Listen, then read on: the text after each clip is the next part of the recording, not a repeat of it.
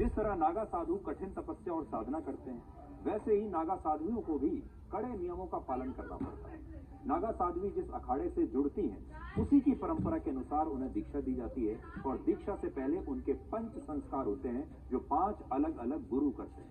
पंच संस्कार अलग अलग 5 गुरु द्वारा किया जाता है। जैसे शिक्षा गुरु शिखा तैयार करते हैं, शिखा गुरु शिखा तैयार करते हैं, कंठी गुरु कंठी पहनाते हैं, तीसरे भभूत गुरु होते हैं, चौथे लंगोटी गुरु होते हैं और 5वें शाखा गुरु होते हैं। वर्षों की कठिन तपस्या के बाद जो महिलाएं नागा साधु बनना चाहती हैं, उन्हें पहले अवधूत बनाया जाता है। अवधूत का अर्थ उस साधु से है जो दुनिया से पूरी तरह से विरक्त होकर अब स्वयं में लीन हो चुका है। महिलाओं को अवधूत बनने की दीक्षा के लिए सुबह 4 बजे उठना होता है। फिर साधना के बाद गंगा नदी के किनारे मुंडन संस्कार होता है और फिर पवित्र स्नान के बाद पिंडदान किया जाता है। इसके बाद महिलाओं को एक बिना सिला हुआ वस्त्र पहनने के लिए दिया जाता है और महिलाओं को बिना कुछ खाए पिए दंड कमंडल और उसमें जल लेकर अपने अखाड़े में धर्म ध्वजा के नीचे रहना होता है। अगले दिन अखाड़े के आचार्य महामंडलेश्वर जाप के लिए गुरु मंत्र देते हैं और साधु परंपरा का ज्ञान कराते हैं और इसके बाद अवधूत गंगा में स्नान करती हैं और 108 डुबकी लगाकर अपना वस्त्र नदी में त्याग देती है और इसके बाद अखाड़े की कोतवाल उन्हें कंबल देती है, जिससे लपेटकर वो शाखा गुरु के पास जाकर उनका आशीर्वाद लेती हैं और फिर भगवा वस्त्र पहनकर पूर्ण नागा साध्वी बन जाती है। नागा साधु और नागा साध्वी में एक मूल अंतर यह है कि नागा साधु अक्सर बिना वस्त्रों के या सिर्फ लंगोट के साथ आपको दिखाई देते हैं, जबकि सामाजिक मर्यादा के तहत नागा साध्वी भगवा वस्त्र पहनती हैं, लेकिन ये वस्त्र सिले हुए नहीं होने चाहिए।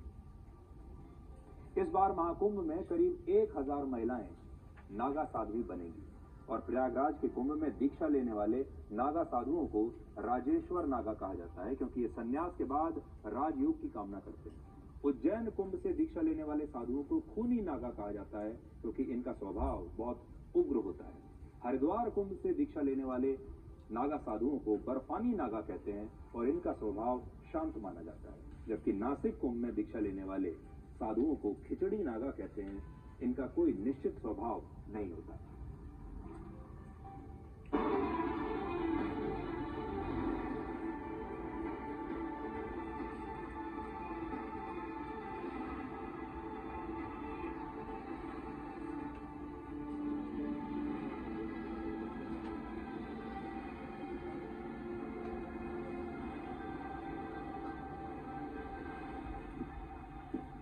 हमारे साथ साध्वी मीरा गिरी जी महाराज 1008 महामंडलेश्वर जी मौजूद हैं। मीरा जी, दीक्षा कार्यक्रम चल रहा है नागा बनने के लिए, आपने भी मुंडन कराया है, महिलाएं भी इसमें आगे आती हैं?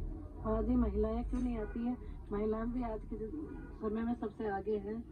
झांसी की रानी महिलाएं थी, रानी लक्ष्मीबाई जो महिलाएं थी, जितने भी संतों ने जन्म लिया है सब महिलाओं से ही हुआ है। तो जब इतने बड़े संतों को जन्म देने का अधिकार रखती है, तो वो नागा बनने का क्यों नहीं रखती? नागाओं को सनातन के सबसे बड़े रक्षक कहा जाता है और आप महिलाओं का एक तरह से आगे आना और इस रक्षक के भूमिका में रहना, ये कितना आप मानती हैं? कि बहुत मानते हैं। जननी सबसे बड़ी होती है कि जननी जने तो ऐसा जड़े के दाता के सूर नहीं कर रीजे बांधड़ी मत गमाजे नूर। सनी की महिलाओं के लिए थोड़ा उत्सुकता लग रही कि क्यों आ रही हैं, तो ये 4 आश्रम की व्यवस्था सबके लिए, स्त्री हो पुरुष हो, है ना। ऐसा तो नहीं कि ब्रह्मचर्य इनके लिए, ऐसा कुछ नहीं वर्णन है। ब्रह्मचर्य चाहिए, जिसने ब्रह्मचर्य में प्रवेश किया उसने गृहस्थ में किया, उसके बाद वानप्रस्थ में किया, फिर संन्यास। अगर किसी ने सीधा ब्रह्मचर्य से संन्यास में भी जा सकता है, कोई गृहस्थ से भी संन्यास में जा सकता है, लेकिन तीनों आश्रम करने के बाद भी कोई जा सकता है संन्यास, और जाना ही चाहिए, ये हमारा सनातन कहता है। नागा सन्यासी जो होते हैं ना, संत जो होते हैं नागा सन्यासी, उनको एक लंगोटी दी जाती है और वो नागा भी हो सकते हैं। लेकिन महिला सन्यासी नहीं होती, उनको एक वस्त्र दिया जाता है, वो बिना सिला हुआ, है ना, उस वस्त्र को धारण करती हैं। और उसके बाद समाज में जाना है तो वो पूरे वस्त्र भी बाद में धारण कर सकती है, क्योंकि लक्ष्य क्या है? लक्ष्य है लोक कल्याण। तो अभी जो दीक्षा होगी उसमें एक वस्त्र होगा सिला, बिना सिला हुआ, उसी में संन्यास।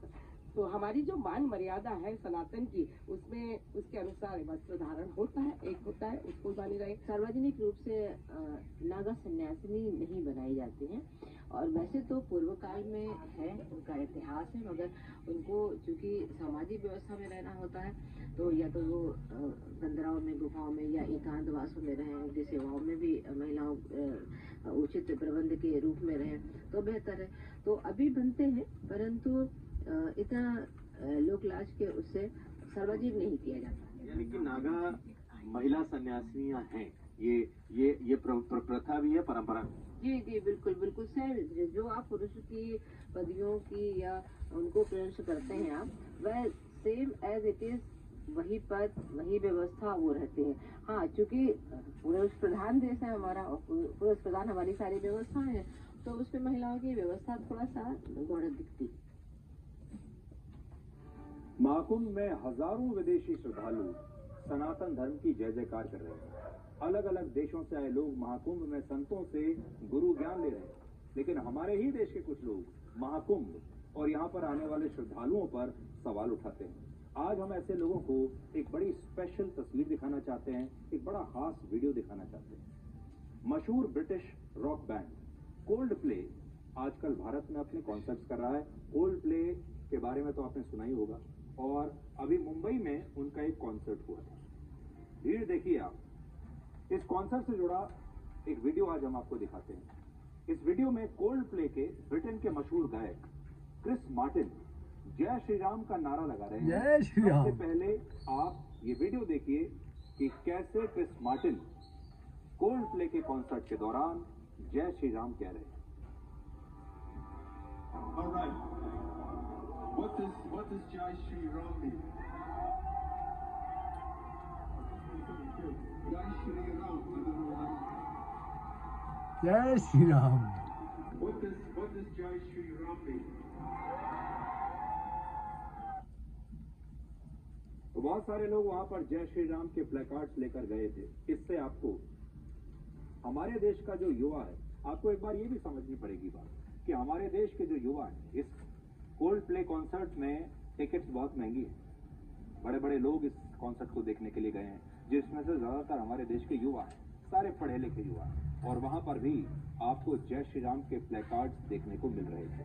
लोग जय श्री राम के पोस्टर्स लेकर गए थे, और उसी को देखकर इस विदेशी गायक ने ये बात कही। एक विदेशी गायक को जय श्री राम बोलने में कोई आपत्ति नहीं, लेकिन हमारे देश के कुछ तथाकथित बुद्धिजीवी जय श्री राम जैसे धार्मिक नारे को भी सांप्रदायिक नारा बताते हैं और कहते हैं कि इस तरह के नारों से लोगों की भावनाएं आहत हो जाती हैं। लेकिन यहाँ आपने देखा, यहाँ तो किसी की भावनाएं आहत नहीं हुई। वहां पर इतनी बड़ी संख्या में लोग मौजूद हैं, इनमें से किसी की भावनाएं आहत नहीं हुई जब इस गायक ने खुलकर जय श्री राम कहा। किसी को कोई शर्मिंदगी महसूस नहीं। क्रिस मार्टिन के मुंह से जय श्री राम सुनकर परेशान होने वालों को अब एक और तस्वीर दिखाते हैं।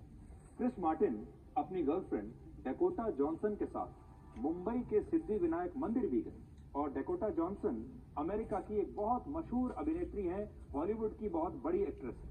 उन्होंने भी वहां भगवान गणेश के दर्शन किए और हिंदू रीति रिवाज से वहां पर पूरा पूजा पाठ उन्होंने किया। ये भी तस्वीरें आप देखिए। सनातन धर्म से प्रभावित हुए क्रिस मार्टिन ने अपने कॉन्सर्ट में कहा कि वो भारत के लोगों को धन्यवाद देना चाहते हैं, क्योंकि भारतीयों ने अंग्रेजों के अत्याचारों को भुलाकर उन्हें माफ कर दिया, और एक तरह से उन्होंने ब्रिटिश हुकूमत में हुई बर्बरता के लिए आज भारत के लोगों से एक प्रकार से माफी ही मांगी है। ये भी सुनिए। Ask for a better audience to places, so thank you for coming today, everyone. It's amazing to us that you welcome us, even though we are from Great Britain. Thank you for forgiving us for all of the bad things Great Britain has done, and welcoming us to your home.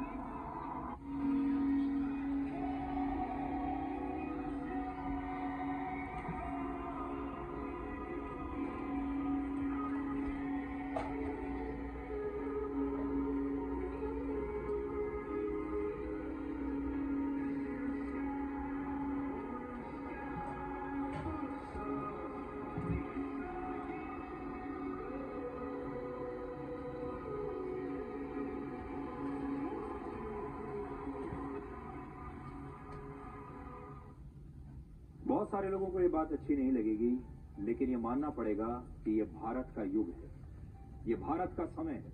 और आप सोचिए, Britain का एक इतना बड़ा गायक, Hollywood की एक अभिनेत्री भारत आते हैं, वो मंदिर जाते हैं,